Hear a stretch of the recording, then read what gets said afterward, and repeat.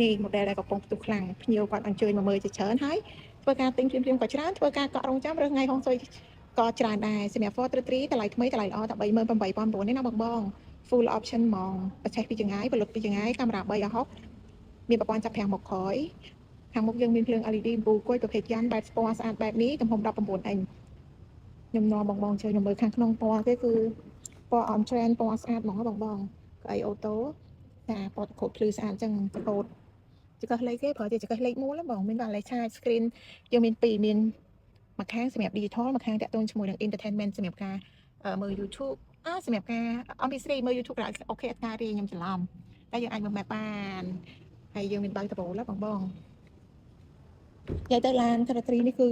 ធំទលាយឲ្យពូគេតុនណាសម្រាប់អ៊ំចាស់គាត់ត្រូវការអង្គុយតម្រេកខ្លួនសម្រាប់អីហ្នឹងគឺផ្ដល់ភាពងាយស្រួលមែនតើហើយឡានក៏យើងមាន stock គ្រប់ពណ៌បងតម្លៃដូចគ្នាគ្រប់ពណ៌ stock យើងមានពណ៌សពណ៌ខ្មៅពណ៌ប្រផេះជាមួយនឹងពណ៌ទឹកសណ្ដែកដែលយើងអាចហៅថាពណ៌ម៉ាឆាសេរីថ្មីហ្នឹងបងចាបងឃើញស្អាតណាស់ភ្ញៀវគាត់ទិញច្រើននិយាយទៅតម្លៃថ្មីតម្លៃល្អតម្លៃដែលមិនដែលមានពីមុនសោះតែហ្មងចាគូខាងក្រោយបើកអូតូអញ្ចឹងណាបងហើយបើបងមានសោចប់ខ្លួននេះយើងគ្រាន់តែ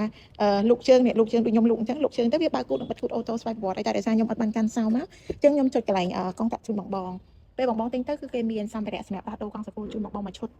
នឹងចំណាន់ផ្លាតហើយកង់សកូមួយហើយមានកម្រាលជើងនៅក្នុងឡានហ្នឹងស៊ីនពីខាងហងចាក់គេមកជូនបងដែរចា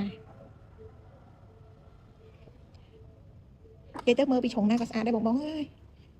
ស្អាតមែនតើ